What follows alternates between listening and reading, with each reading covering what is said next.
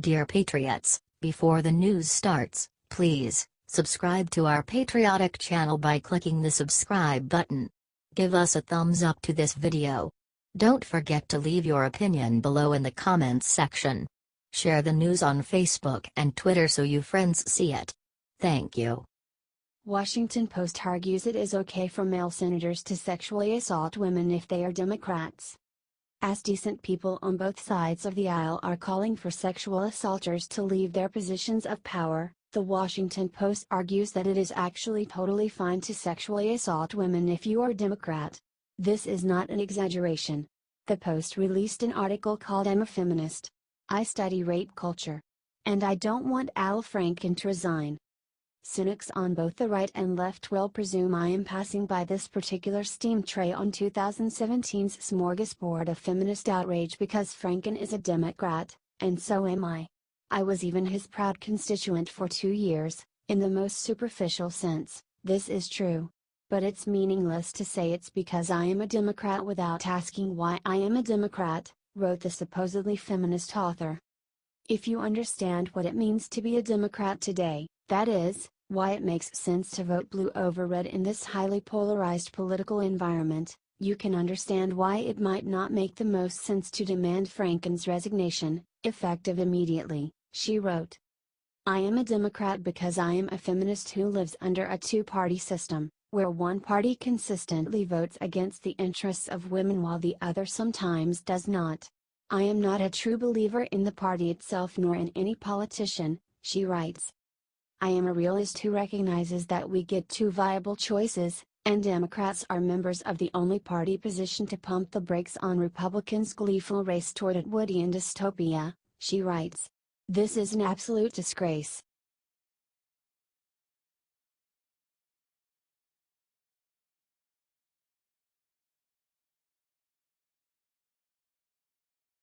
Jesse Jackson was just diagnosed with awful incurable disease.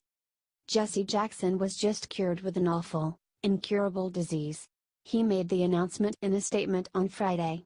My family and I began to notice changes about 3 years ago. For a while, I resisted interrupting my work to visit a doctor. But as my daily physical struggles intensified, I could no longer ignore the symptoms, so I acquiesced, he said in a statement. Jesse Jackson has been diagnosed with Parkinson's disease. Recognition of the effects of this disease on me has been painful, and I have been slow to grasp the gravity of it. For me, a Parkinson's diagnosis is not a stop sign but rather a signal that I must make lifestyle changes and dedicate myself to physical therapy in hopes of slowing the disease's progression, said Jackson. Jesse Jackson has been very vocal against President Trump, especially against his comments regarding NFL football players disrespecting the flag.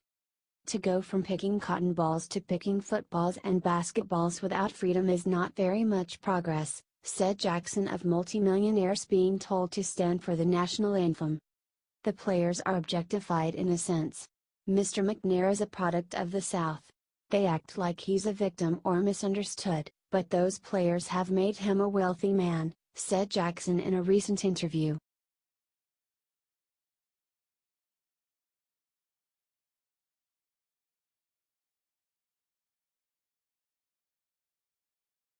Juanita Broderick exposes huge new info dump on Bill Clinton's rape, it's shocking. Bill Clinton's rape victim Juanita Broderick has been sharing her story for years. I was 35 years old when Bill Clinton, Arkansas Attorney General, raped me and Hillary tried to silence me. I am now 73. It never goes away, she tweeted. Now after the liberal media has shunned her and demeaned her for years, they now suddenly believe her. Why? Because Bill Clinton is no longer useful to them. Now Broderick has come forward with new information on the disgusting rape. The time has come for me to talk about my life and abuse in full, Broderick wrote on Twitter. I am working on a book with journalist Nick Lally to set the record straight on what Bill Clinton did to me, she tweeted. The book is called "You'd Better Put Some Ice on That: How I Survived Being Raped by Bill Clinton." This is something that Bill allegedly said to her after raping her in 1978. This is the part that always stays in my mind, the way he put on his sunglasses.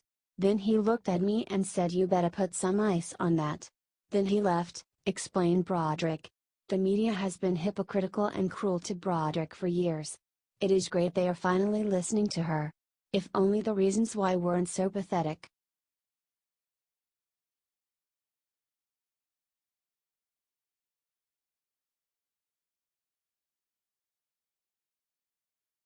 Shepard Smith could lose job at Fox after being caught lying about Hillary's Uranium One deal.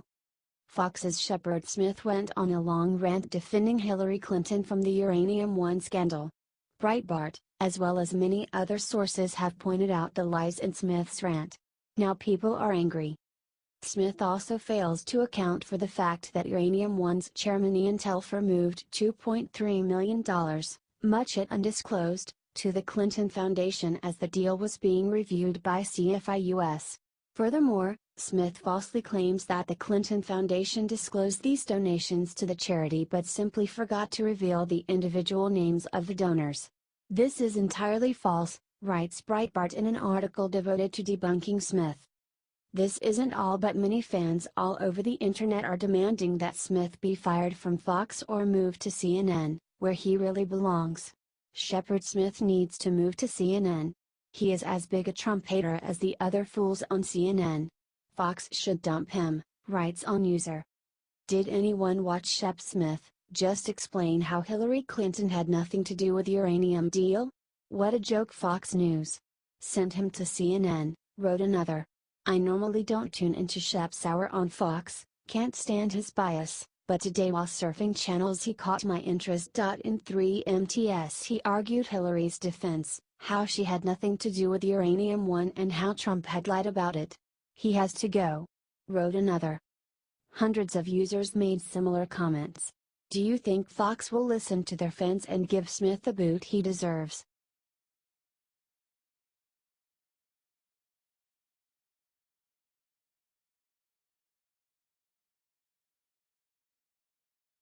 Sarah Sanders crushes Democrats' hopes of impeaching Trump with just one sentence. Democratic Representatives Steve Cohen and Luis Gutierrez introduced 5 articles of impeachment against President Trump. The time has come to make clear to the American people and to this president that his train of injuries to our Constitution must be brought to an end through impeachment, said Cohen. I don't expect the House Judiciary Committee, which is operated like a branch of the administration, to take up hearings, he continued. There are many reasons why I think the president is an awful president, an awful person, but not all those reasons rise to the level of impeaching a sitting president. We are not seeking his impeachment because of what he did before he was president, said Gutierrez. Sarah Huckabee Sanders shut down their parade in just one sentence. It's disappointing that extremists in Congress still refuse to accept the president's decisive victory in last year's election, she said in a statement. She also pointed out that their time would be better spent focusing on tax relief for American families and businesses. RNC spokesman Michael Lawrence also spoke out against this. House Democrats lack a positive message and are completely unwilling to work across the aisle, so instead they've decided to support a baseless radical effort that the vast majority of Americans disagree with, he said.